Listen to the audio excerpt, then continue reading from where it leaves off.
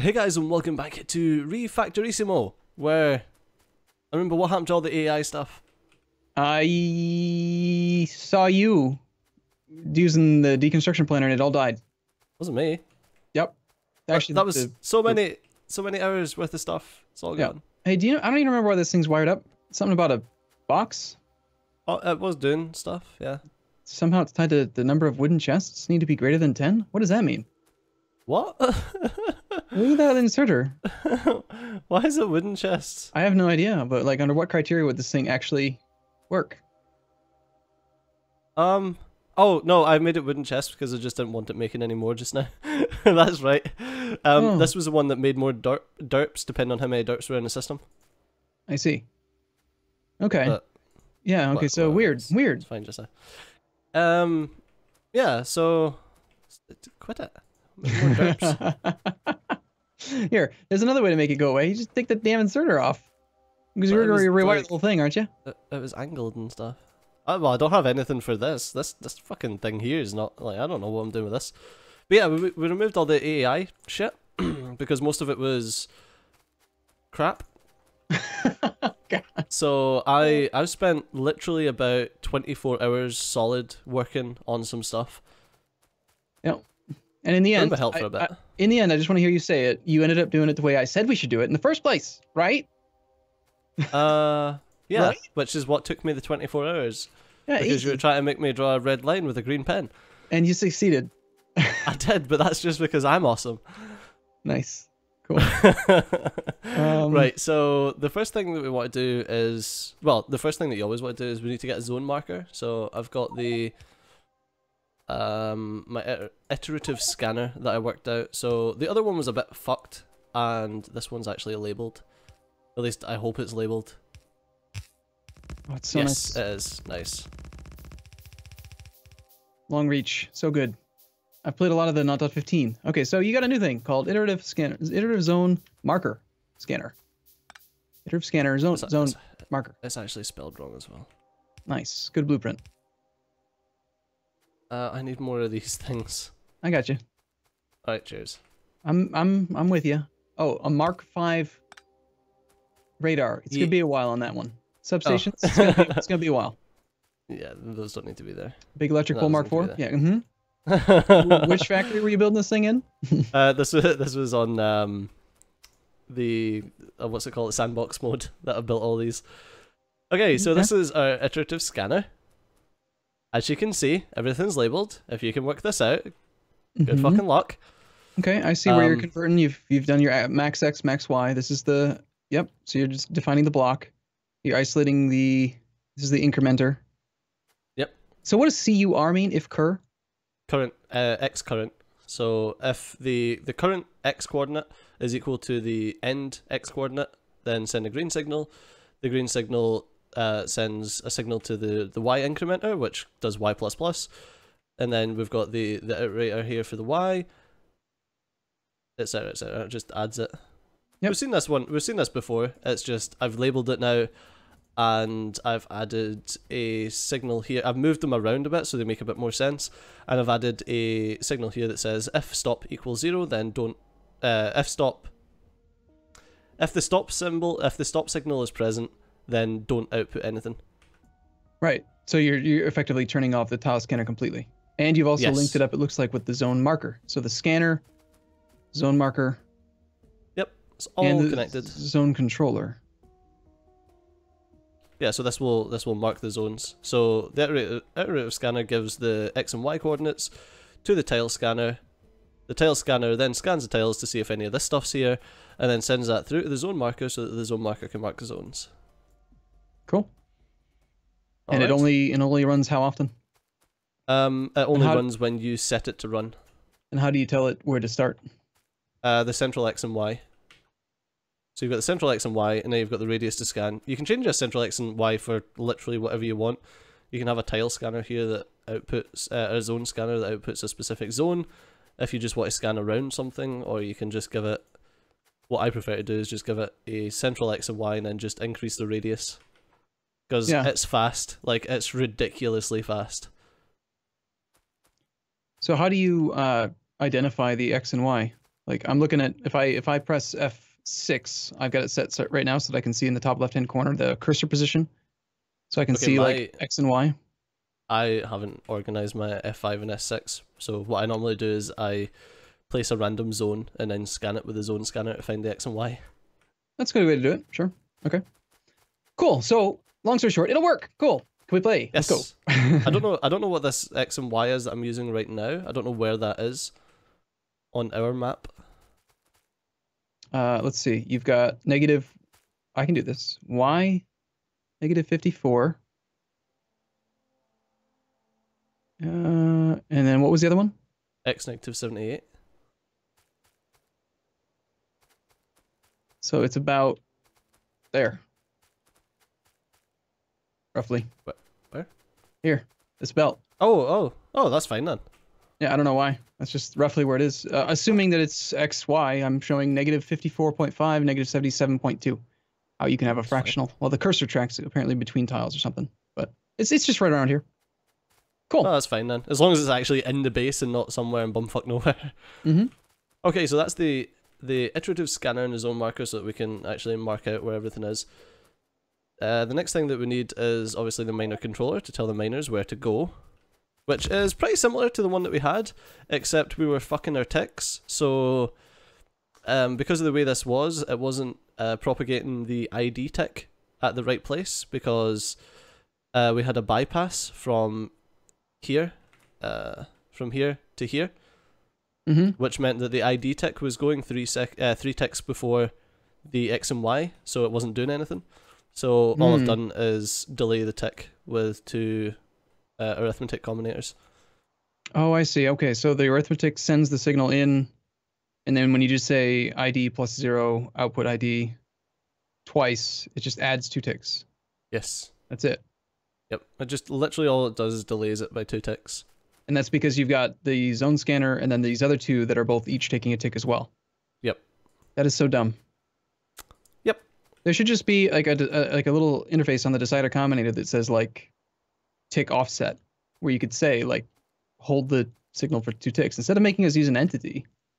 Well, I guess it's finer game mechanics, whatever. Yeah, so that's the miner controller. Then the the holler controller, or which I have fantastically labeled IntelliHolling. It's either going to be really big or really small. Which one is it? That was the wrong one that I loaded. Good job. IntelliHolling. Just in case I'm going to give you some more space. Nah, I can fit it. It's only because I've blown it out that it's so big. So you haven't made it small and pretty yet, have you? No, I just haven't like pushed them all together yet. But you're gonna need to relabel everything if you push them all together. Yes, exactly, and that's a pain in the ass. Unfortunately, we don't have any big electric poles, but Mark 4, but I kept them in because they pull the global clock. Okay. So I wanted to know where I was going to need the global clock. I really like that you have adopted, or I guess maybe adjusted to the idea of the global clock. I like that. I like the idea of it. It makes sense to me. So that needs to...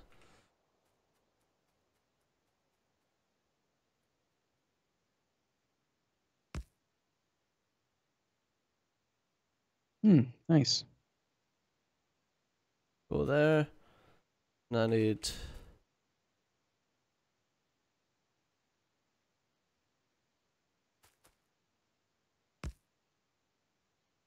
that one there.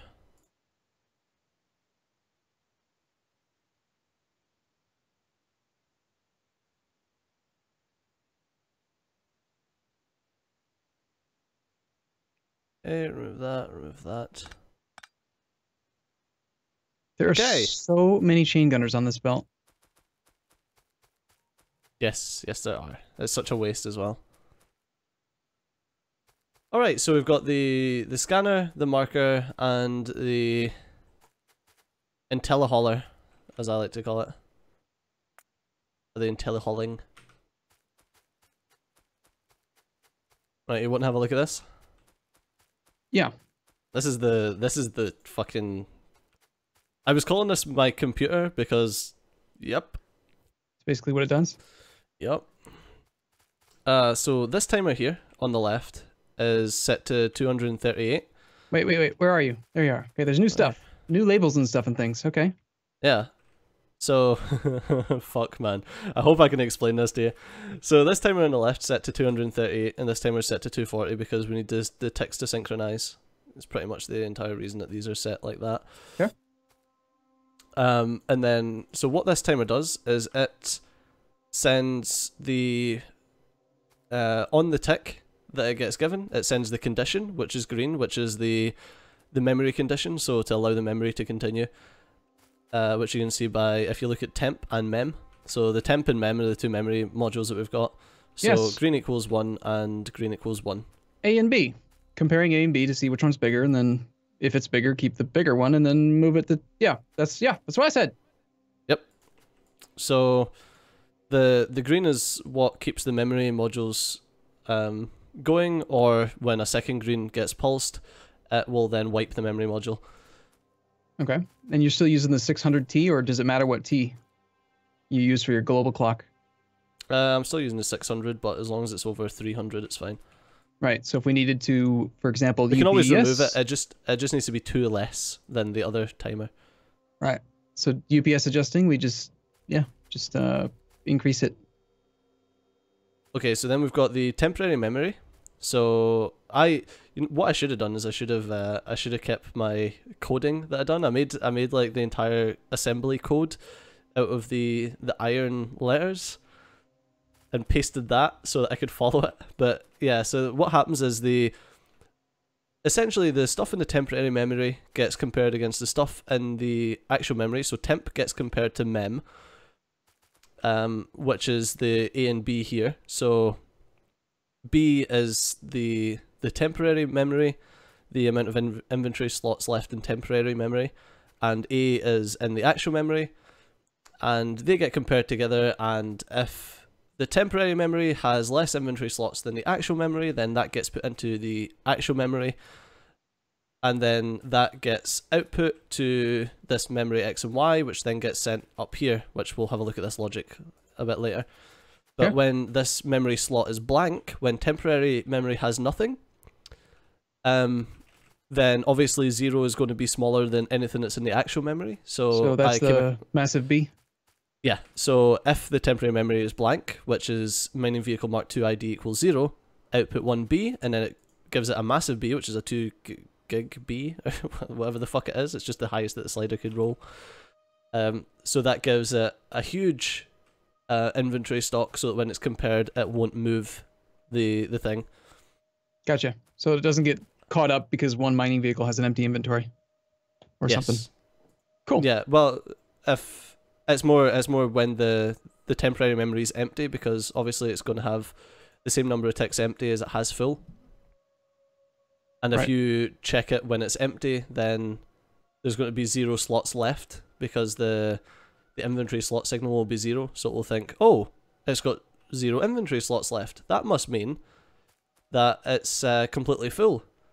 So we'll send the hauler to there, whereas there isn't actually anything because there's no signal. Mm-hmm. And so there you had to check against inventory slots full. There was no other like variable to say like capacity or like storage or space. We just had to use inventory slots. Yes, it's only inventory slots. Huh. And this will work well when we upgrade to mining mark 2s and 3s and 4s, and because it'll just bigger inventory. It'll just check. Yep. How many inventory slots have you got empty? And then it'll send the thing there. So we still have to set the number of miners manually, because there's literally no way that I could set that, because when the memory, if I was to put that into memory, it would get cleared, the memory would get cleared, and then what would happen is when it's cleared, it would say that the number of miners equals 0, and that would fuck everything up. Okay. So let's we have 5 minutes. It's taking you a little bit. I'm glad. Jesus. But let's can you turn it on? Can we do do we need to do more? Power them all up and you do it. You do the honors. You built all this nonsense. I know. What else is there that Well, we you're still have you're yet the to power build? guy. You're the one that powers everything. Am I? Yeah, I am keeping the factory running, aren't I? That's right. You heard me. Okay, so I try to keep unfortunately the big electrical poles without any copper. Yeah, without any copper. Yeah. I get you. That's just so that you can use the global clock. I like it. Okay, we definitely need to get some tech so that we can upgrade these to much better electrical poles. Yeah, pretty much.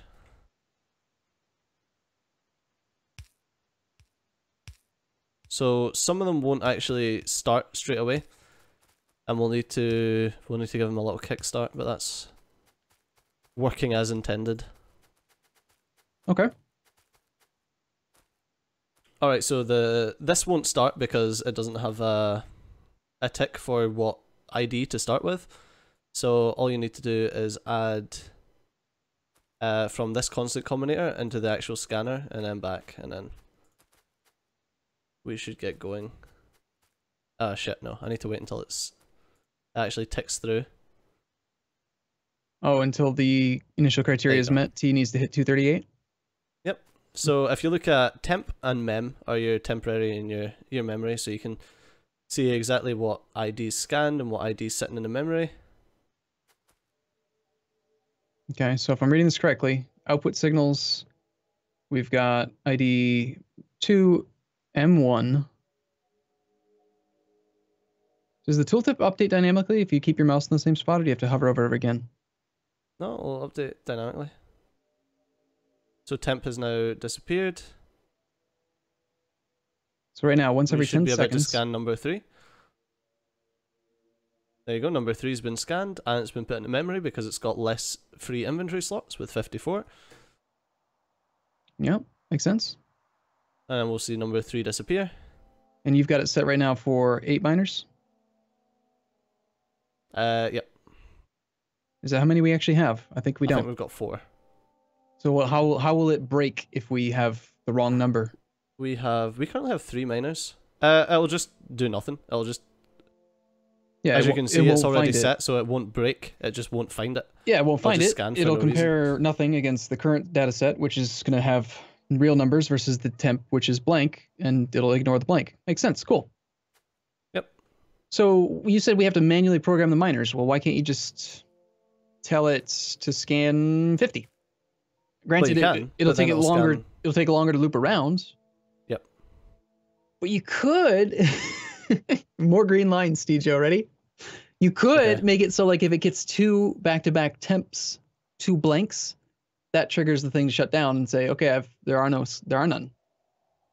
And then you could just have max miners be like 1,000, and it doesn't make any difference because eventually it'll hit the point where there aren't any that it's getting data on, and it knows that there aren't any more in that array. So stop. But let's just not. Let's just leave it. You're right. No, you're 100% right. I could do that.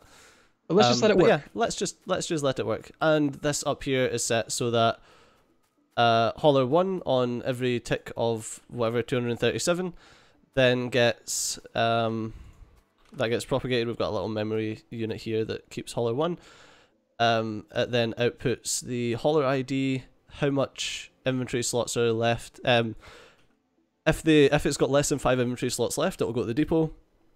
More, it'll go to the miner. This makes sure that there's actually a memory signal there before sending anything. Then this says if d equals 1, send the depot coordinates through to the unit controller. If m equals 1, send the miner coordinates through, and only on the specific tick. And did you already check to see if the depot XY is correct for this save? Should we update that? That's the same depot XY as you were using before. Cool. So it's good to go then. I understand this concept of propagating the holler ID. I just hate it. I hate it. I don't like it.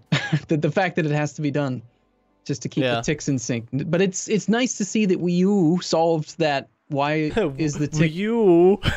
You did. You spent a lot more time on this than I did over the last couple of days. But you know, the fact that we were getting memory like off sync and just like freaking out and stuff. How many people do you think commented on the last video like, "This is why you need to do this"? I've no idea how many people actually followed enough of it, because most of the time my comments are just full of like, I like what you're doing, but I've no idea what it is. Yeah. Okay, so before we wrap this one up, because it's already time, I just plugged in the miner controller. So can we find like miner 1 and hauler 1? Is there even a hauler down? There should be. I want to see it work. Make it work. I found type ID of mining vehicle Mark 1. I found mining vehicle Mark 2 number 3 is sitting on Sapphirite. There's nothing telling them to like move. Number 3 should be on Sapphirite, yeah. Well, 1 should be chasing down trees. 2 should be chasing down Givelite. Givelite? Yeah. And 3 should be chasing down Sapphirite. Isn't this number 2 over here? On the in the Bobonium. Or the Rubite, sorry.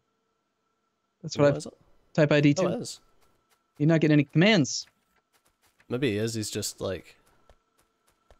Want me to nudge him? Should I pick him up and put him down? Oh, Let me shoot him. No, I just don't think I've connected up the timer, the global clock. Yeah, I haven't. There you go. Now we will. So is he the one that's scheduled to die by going to the Givelite? I don't know. Oh, wait, there. Yeah. One's moving now. He's going to. He'll be going to some Sapphirite. Sapphirite, yeah. So he'll be heading to the Sapphirite deposit in the death. We need to program it so that we get like warning signs. How, is he just like too stupid to get out of the base right now? Is that his problem? Oh yeah, he'll just up around until he gets out of the base now. Okay. Okay, cool. Well, I mean, we could take a break here, or we can. I mean, your Rubite that's a guy. Good one, 'cause we can. He's not moving. He's still sitting there. I don't know why. Maybe he's stuck. It's like he might be stuck. You think he can't path through that? It looks like it's big enough. No, he might just be stuck on the water.